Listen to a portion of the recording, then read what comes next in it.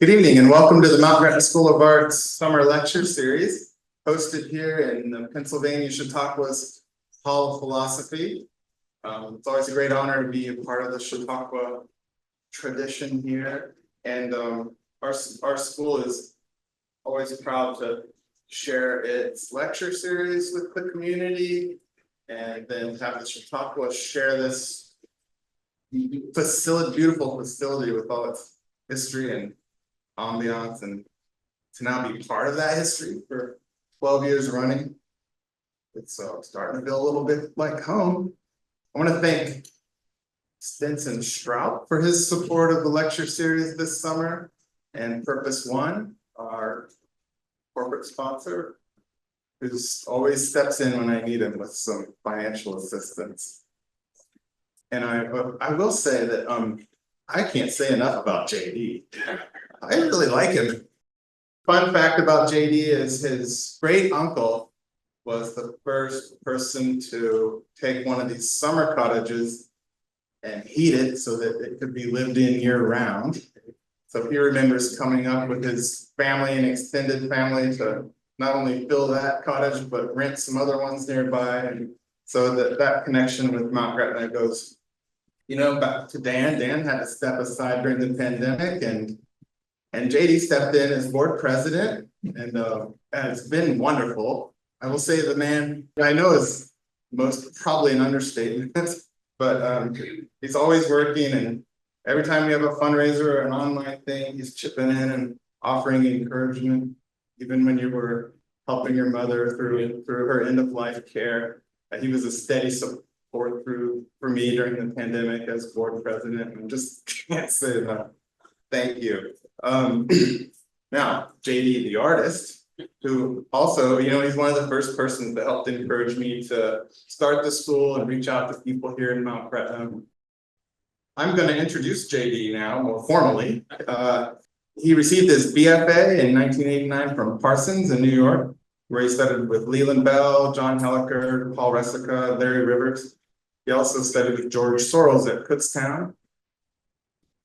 His studies also took him to France, Italy, Russia, Switzerland, Germany, and Italy. He was awarded the Artist in Residence at the Helliker-Lahoten Foundation in 2009 and the Borgo Pinochetto, Tuscany, in 2012. He teaches and lectures throughout Pennsylvania and at the Aramont School. He's taught at Mount Gretna School of Art. He's teaching right now. He's represented by Lancaster Galleries and Eiselford, Maine, and Brick Walk Fine Art, Hartford, Connecticut. He's had solo exhibits at the Lancaster Galleries of his Italy drawings, Great Cranberry Island drawings and paintings, showed at Low and Godot. All right, JD, I'm going to wrap it up now. But I want to say thank you again, JD, for coming.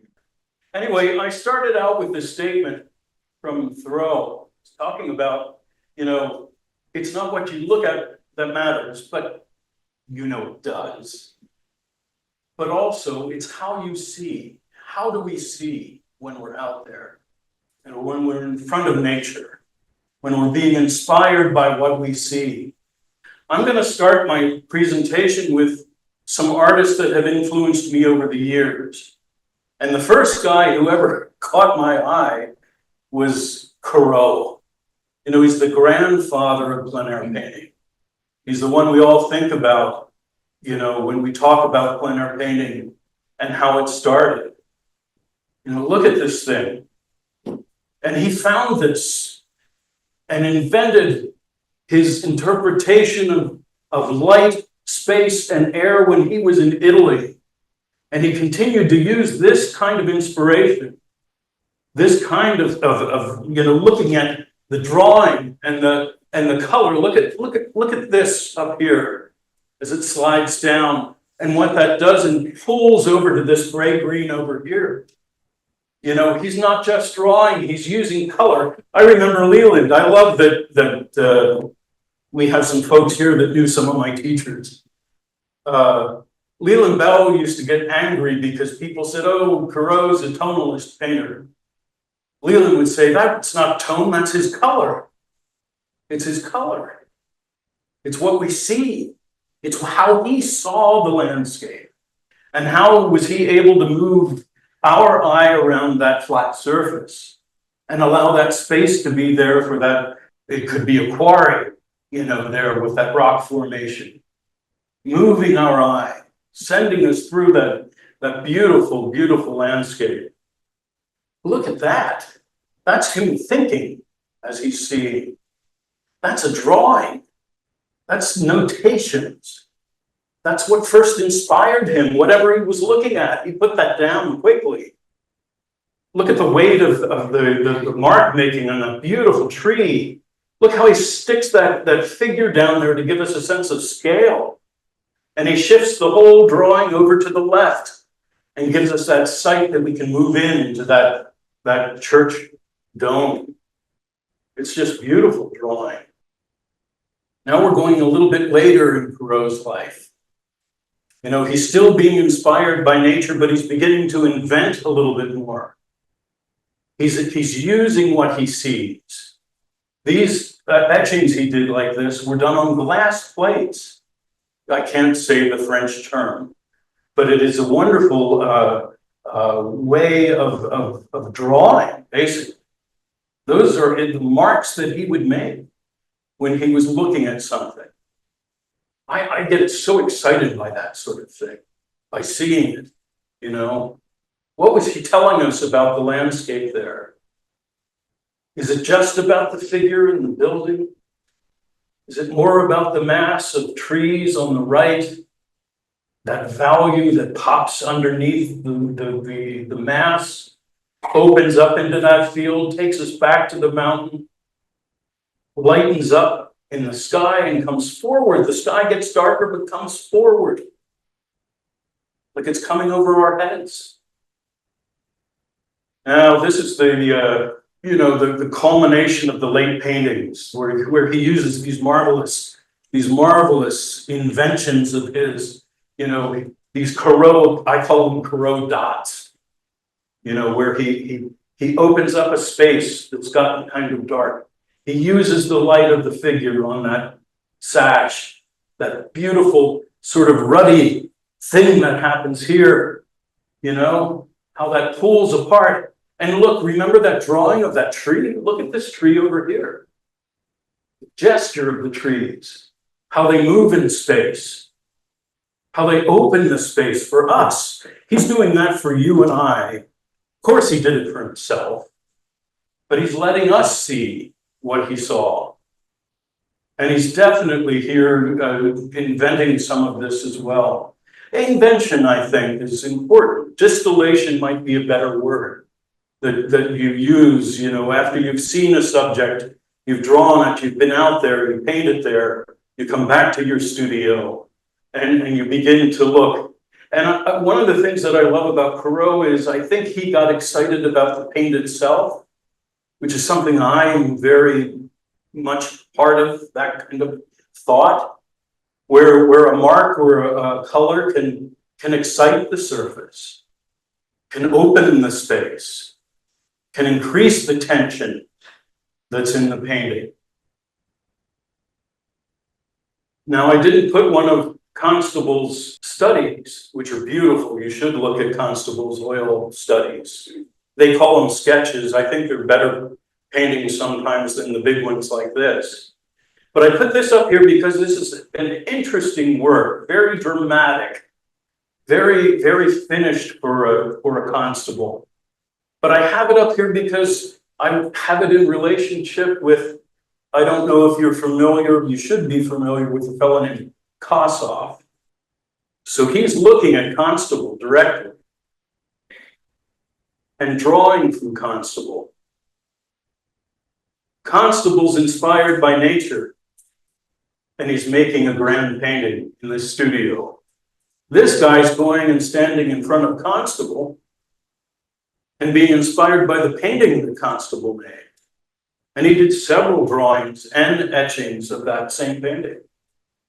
I hope you always take a sketchbook to the museum. This is one of our American painters that affected me early on when I was a younger painter. But you can see an influence of Corot here. And this is George Inness when he went to Italy. You have that sense of light there too.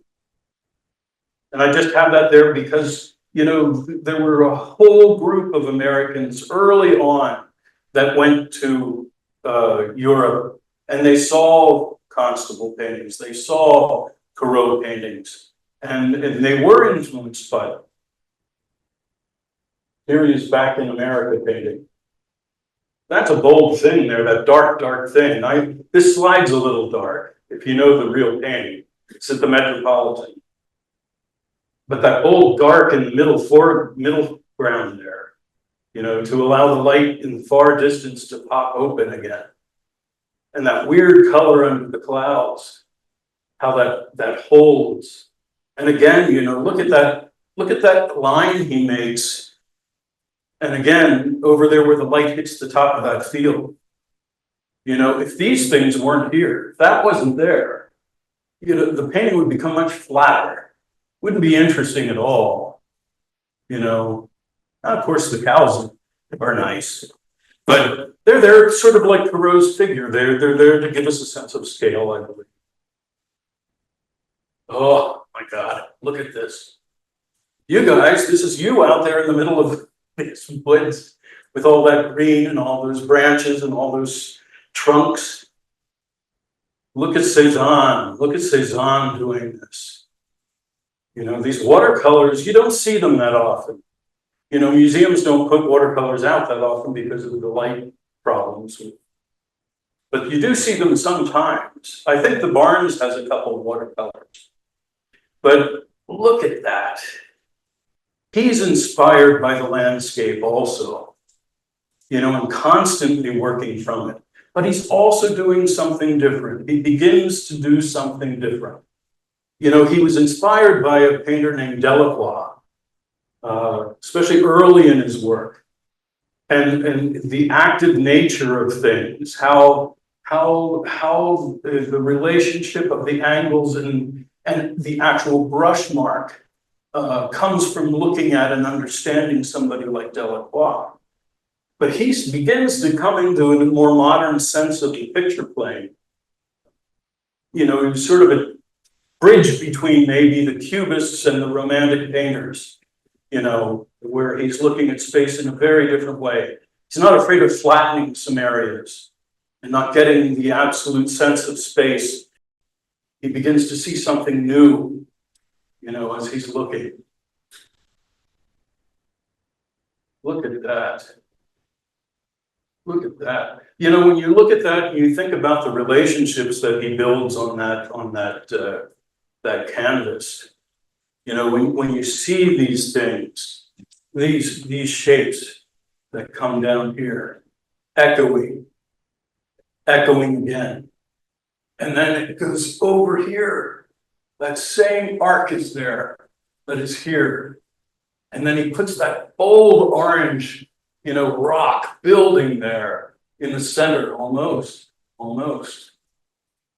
Beautiful. Beautiful sense of tension and rhythm in that painting, you know, allowing us to see and move around that. You know, look how he creates this space right here. And then that, you know, how it holds us, how it squeezes sort of and moves back, and then all of a sudden breaks over to this over here. Just beautifully painted. Wish I could paint like that. Another one I put in because it's green. That's not the easiest thing, is it? Painting all that green. I had a student one time, we were out in the in the humidity in the middle of Tennessee, down in what they call a holler, which is a ravine, and a stream is down there. And this fella came over, he said, JD, he said, when we go back and I can order paint, he said, where can I find a tube of old growth green? He wanted the color to come right out of the tube. You know what it is? It's constant observation and change. And it isn't always mixing the green, but it's what you put beside it. And here the drawing is so important. Look at the drawing in this piece. Look how those arches relate to each other. And they create a diagonal, that road and bridge going back. And how bold it is to allow this to sort of come the whole way down here. Again, creating a new place for our eye. After all, isn't that what we do? We want someone to be able to see. We want someone to be able to look around when we paint.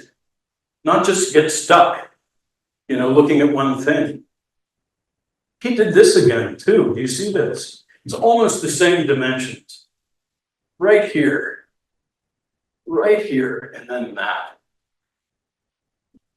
I love that arc though, of that branch, the double branch that's coming down, into that.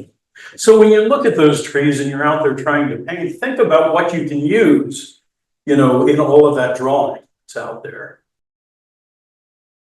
Now here's Leland Bell looking at the landscape. You don't often see Leland's paintings of landscape.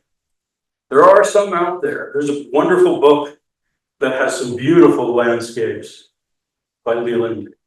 But I thought this was an interesting one because it relates, I believe, to Cézanne. It also relates to one of Leland's favorite painters, his late paintings of Duran. But again, look how he almost uses that same, and it's not I don't think it's a crutch or a gizmo, but it's something that I'm just noticing now. Here we go, back into space. Leland's pushing us up this way.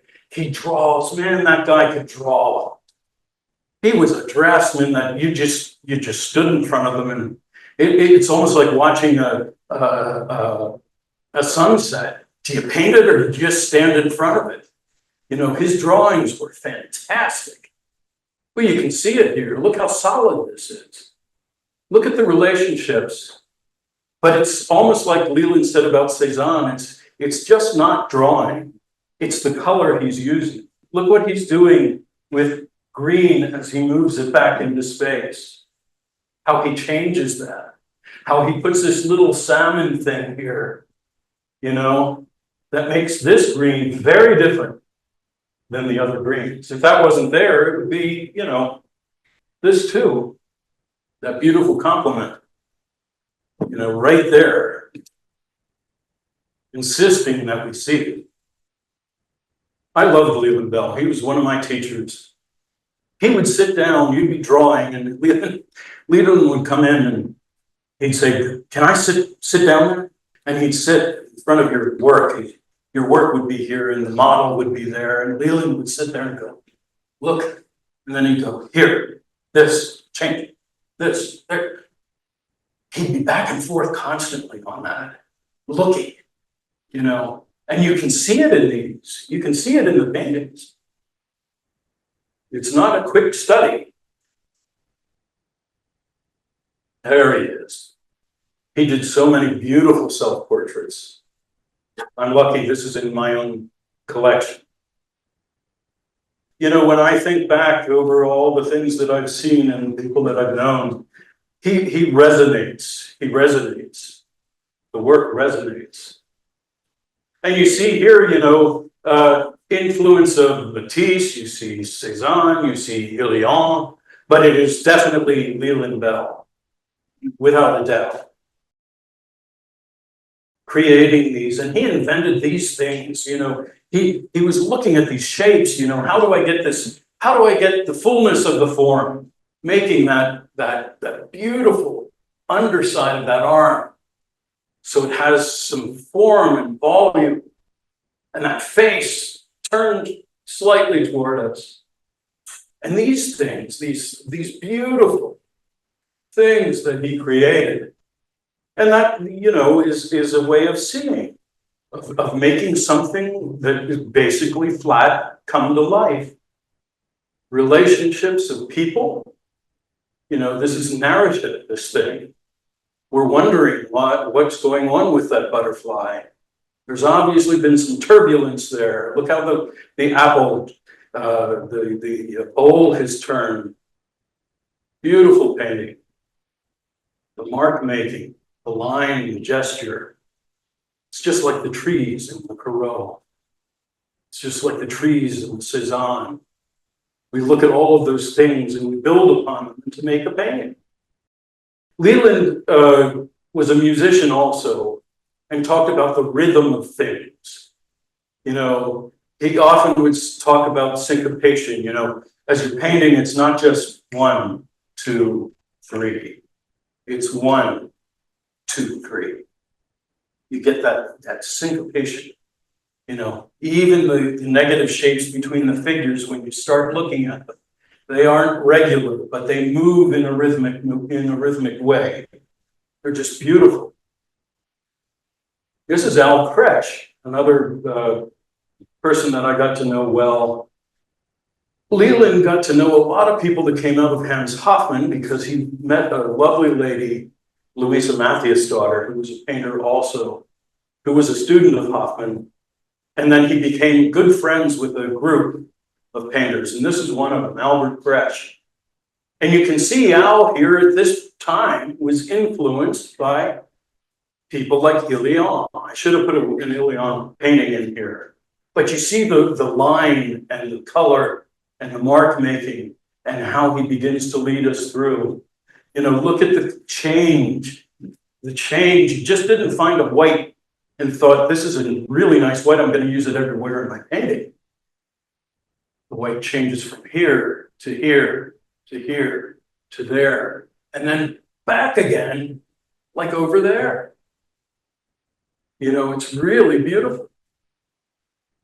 This is a little later in his life. You still see, you know, his love of the landscape. He was born in Pennsylvania and up near Scranton, and loved going out into the countryside. Lived in New York most of his life, though. Raised a family there and things. But look at that. Look how bold that is. He simplifies forms, doesn't he? He's not recording everything he sees. He's allowing what he sees to create a painting that is somewhat simpler in a way that allows us to see it. You know, the forms are interesting, and you see that same idea I was talking about with Leland. You know, the spaces between things, here to here, right there, here to here. It's very different with that negative shape than from here to here. He was influenced by Rouault also. If you know that painter, who did some beautiful work as well. Look at that orange in the foreground, how different it is than the orange in the middle ground. And is that only because he changed the orange, or is it because the complement's there? You've got that blue in there that's doing something. It's not just sitting there, it's creating a new sense of color. This is a painter, Anne Tabachnik, which some of you may not know Anne Tabachnik, but she was a Hofmann student also. I think she was in Hofmann's school up in Provincetown, if I'm not mistaken. Abstract expressionists, they kind of lump her in there. She used the thinner veils of color, you know, as she looked across that you know, it could almost be a Corot. Interesting though, isn't it? Look at that. The figures could be trees, the trees could be figures. You know, there's a story behind it. She's using nature, but changing it in her own way. Dividing space, you know, giving us form that's transparent. That's kind of an oxymoron. Very interesting work. And again, negative shape creating a rhythm across that. Gesture creating a rhythm across. Even that white line creates a sense of horizon that's very interesting. And the way she divides that, it's a sort of a Cezanne thing. You know, when you look at Cezanne's still life, here where she raises this one and drops it down here, creating a different sense of tension here, so our eye moves in and around, and then takes us across there again. Look at that. Look at that color. Look at that drawing. Would the color work if the drawing wasn't there, or vice versa? How is she creating that sense of space? And that value change behind the sculpture. Could you be that bold if you were working this transparent? The drawing's very interesting too. Now this is Paul Resica. He was he's the reason I went to Parsons.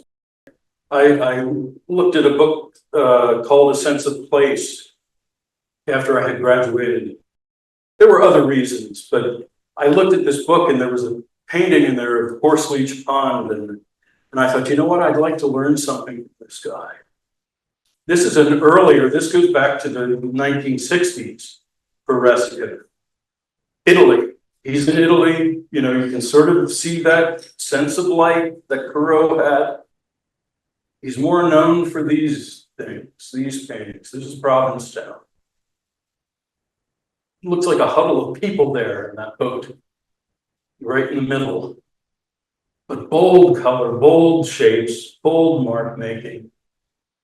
He was an interesting fellow. I remember him coming up in a field. I was out painting in New Jersey, Beamerville, New Jersey, in the middle of a field by myself. Ran away from my classmates.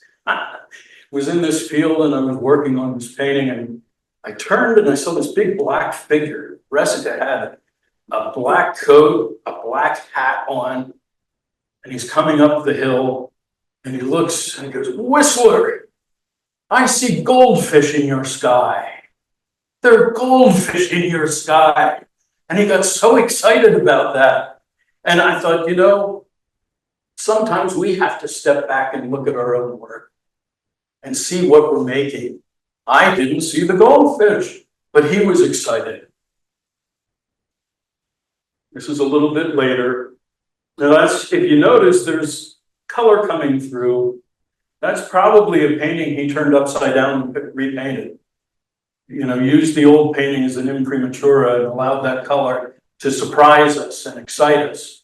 You know, something that we don't expect to see is already there. You have a color relationship immediately when you paint over an old painting.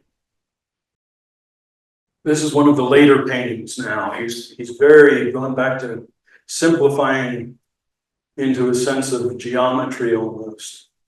That triangle comes up in his very, very early work, and it's come back up in the late work. But even there, he does things, you know. If you really look at it, you begin to see, you know, the change of this color from here to here. How he allows that to sort of move. Gives us some atmosphere. You know, that green under that orange above that blue. Very interesting sense of color. I think that whole crew loved Cezanne and Matisse, you know, and their sense of drawing and things like that.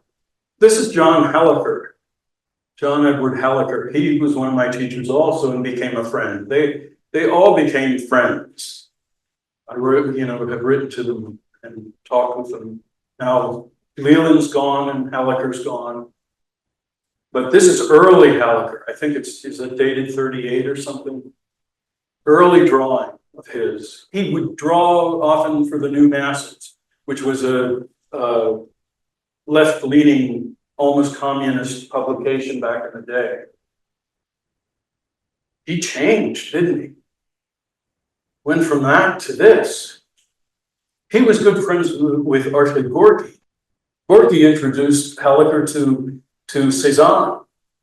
They bumped into each other at the Metropolitan in the cafeteria, I think. And Gorky said, "Have you seen the Cezannes?" And Helliker said, "No." So they went and looked at Cezanne. And then Helliker went into this abstract, sort of surreal period. And this is one of the later paintings. This is Cranberry Island, the rocks at Cranberry Island. You know, what is it? Is it abstract or is it real? He would draw like crazy. This guy, in the Foundation's archives, they're over is it 600 or 700 sketchbooks? Just the sketchbooks. And then like 2,000 pieces of artwork by him. He was constantly working. But he was one of the people that would draw from nature. He would go out and walk around and draw like crazy. Probably always had a sketch pad. And he'd go back to the studio and he would invent things. They were memories for him. I remember a good friend of mine who was very close to Jack saying they had a small gathering at his house, his apartment in New York. And she went back 2 weeks later and there was a painting of her in his apartment in New York. He had that kind of visual memory, which is, I think, developed a lot by drawing, constantly looking and seeing and being familiar, you know, like Bonnard. He used to basically say he would only paint what he knew. You know, Leland used to tell the story about a gathering with Bonnard and a lady had set up the dining room table to look like one of his paintings and said, "Monsieur Bonnard, would you paint my table?"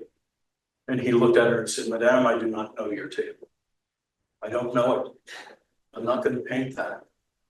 I know my own." Now this is Nell Blaine, who was also a Hoffman student. Helliker was a little earlier than the Hoffman crowd, but Nell again was a friend of the Resica, Al Kresch, and Tabachnik. But this is early. This is Hoffman. This is a Hoffman school drawing. You know, looking at objects, creating an abstract form. Look at that drawing. That's beautiful.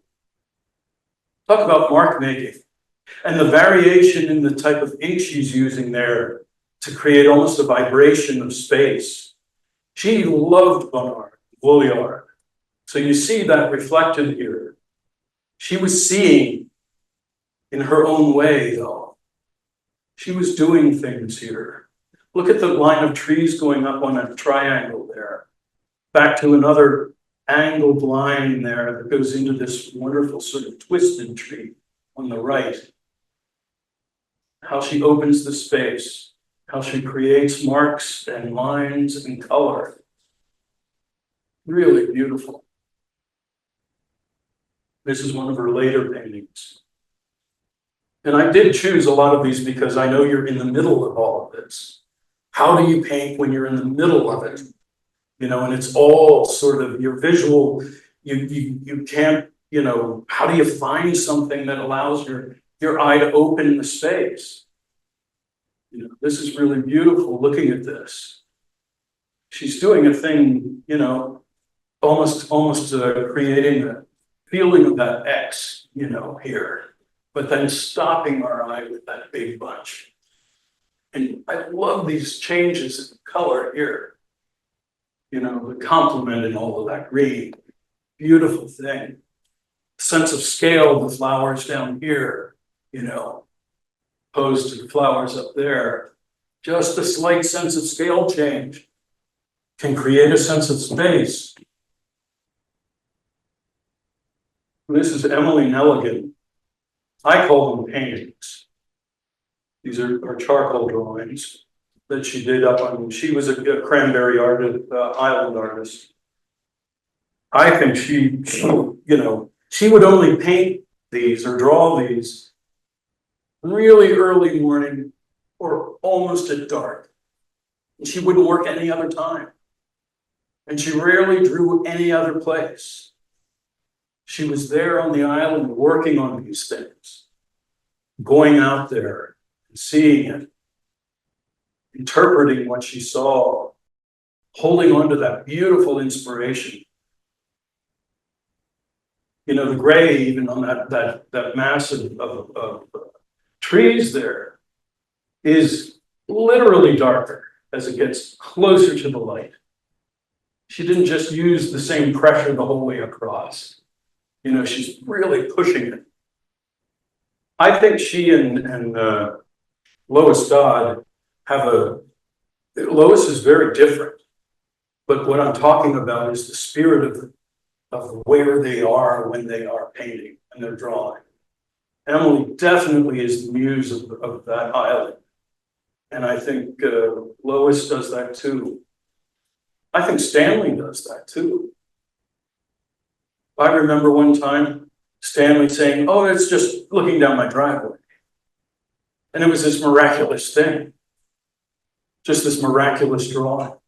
That's like saying, "Oh, she's just looking at the pool on Cranberry Island." But look what she's done. She's created something that's almost mystical. You're wondering why and what, you know? Oh, here we go.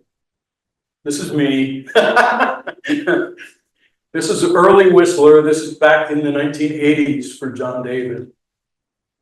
And you can see me being influenced by some of my cronies and the people that I looked at. That looks like, you know, I shouldn't even say it out loud.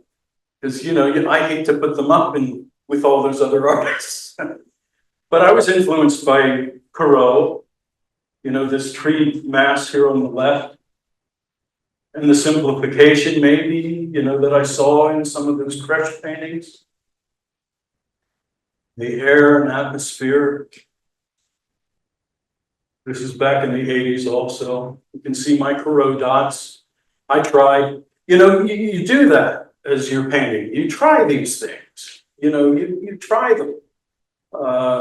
They can be successful, but then use them as springboards and move on. You make them your own, you know, create something that people will say that's a J. Noble painting.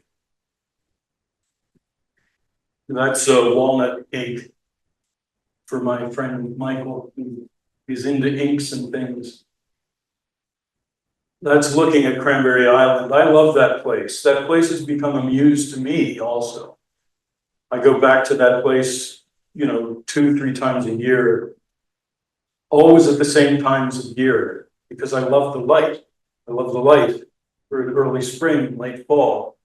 And I was talking about, I've started to go in January or February, and the sun, it's so far to the east and so northern that the sun is like from here, and it rises, and it stays that high, and it goes down. So you have like 4 o'clock to 6 o'clock light all day long. You've got those long, warm sort of things happening with the light. I've never been anywhere else that does that, not for a whole day. And these are my drawings. I draw in my sketchbook often this way, and I do my drawings with ink wash. I just love it. And often with like a walnut oil and a dark India ink.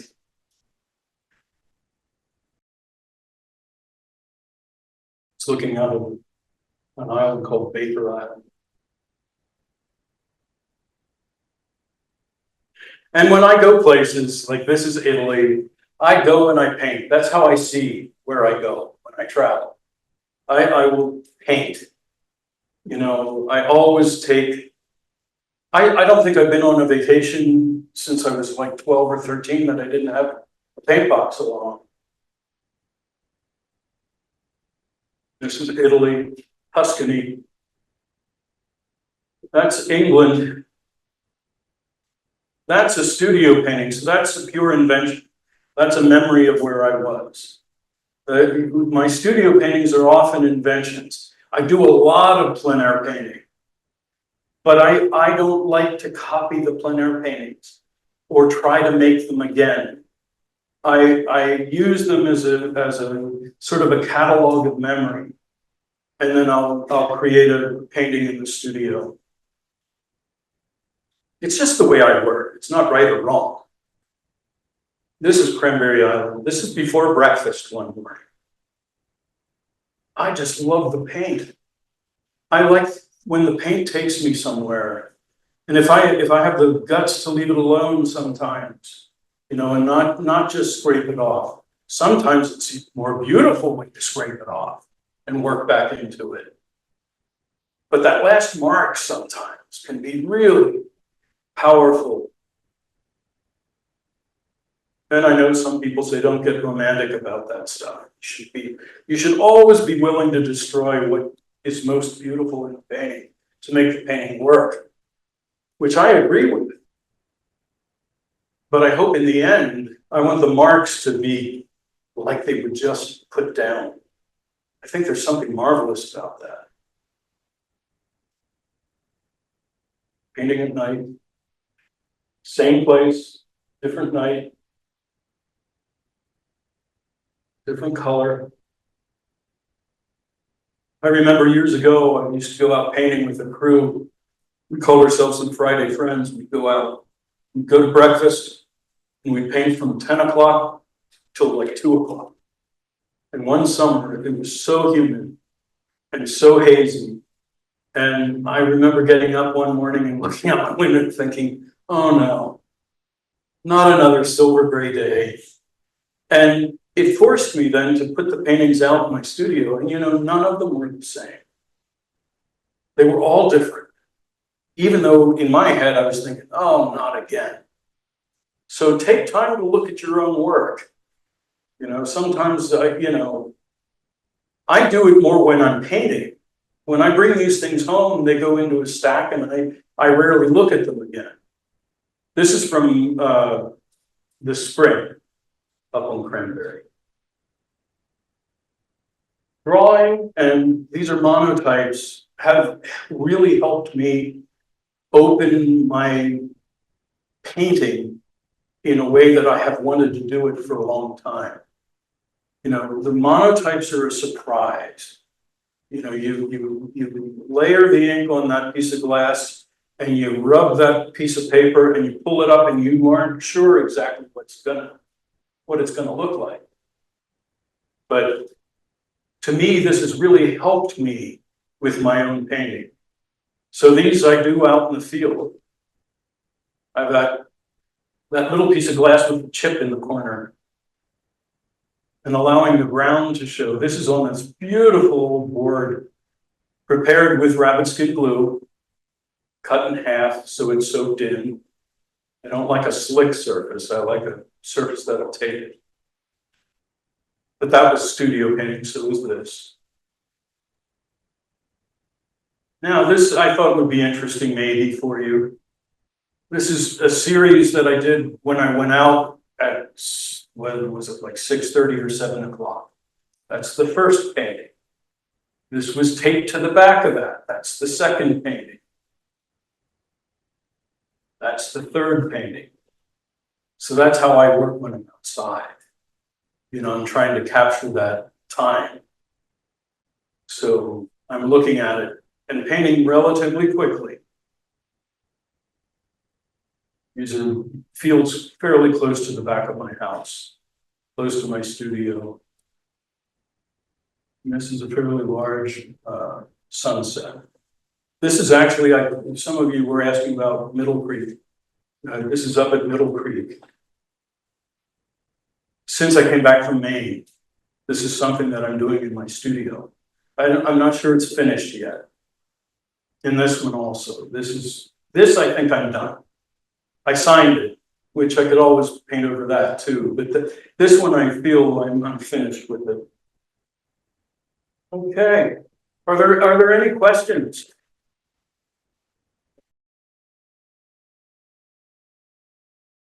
So how big are the last couple of paintings?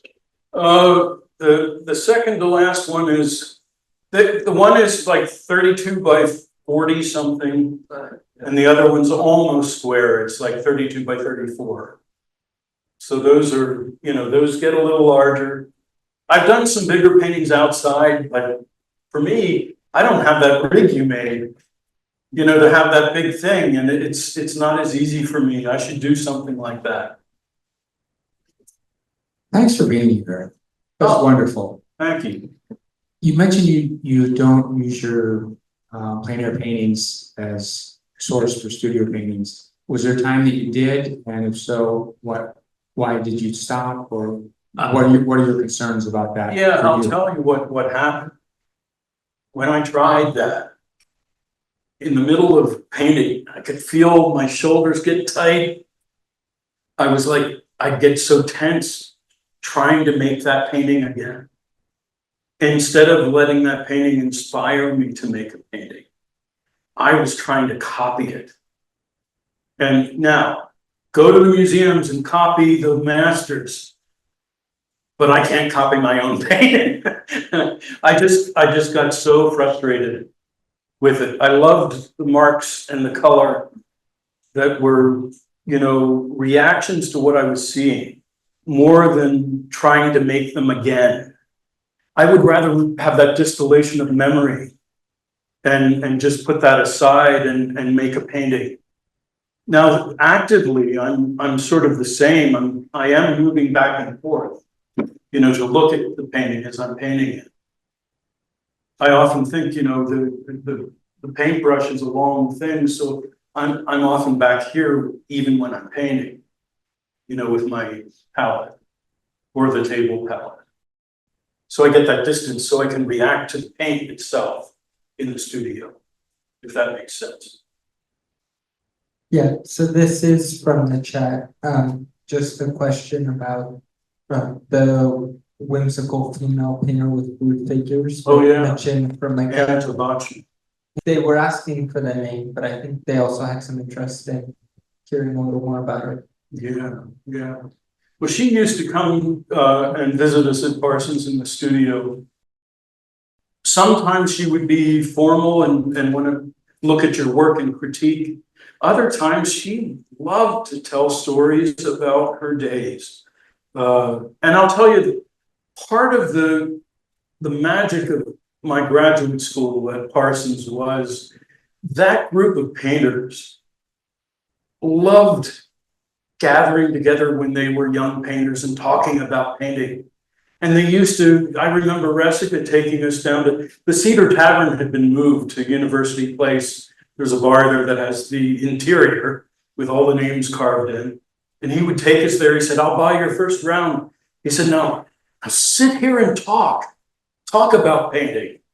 And I think they missed that camaraderie that they had. And they all talked about that. Leland did, even Hallaker did, you know, about gathering together.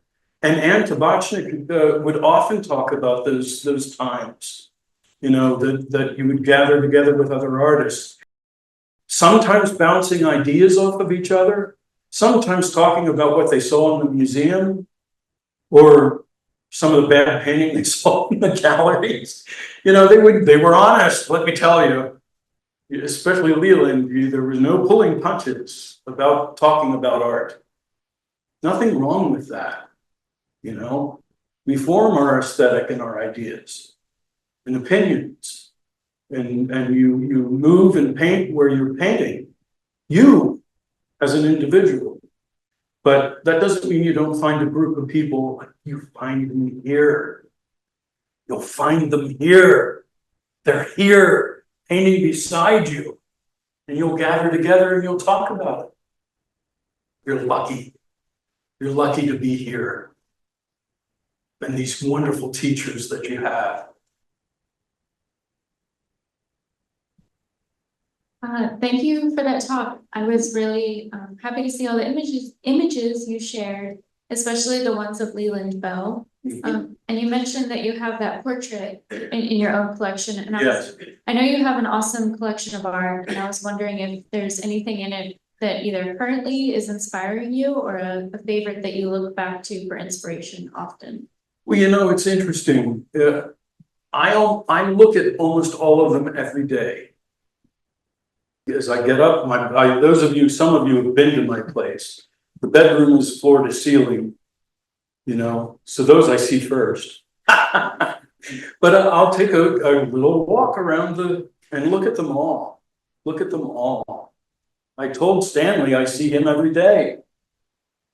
You know, that's a marvelous thing. The paintings and the drawings are beautiful, and they are inspiring. They really are. Otherwise, they wouldn't be there. But when you have a connection to the person, that makes it so much richer. You know, it really does. Don't you have those portraits of Leland in your bedroom? Leland's up there, Ressica's over there, and Halicker's over here. So Self-portraits? they're all looking at me.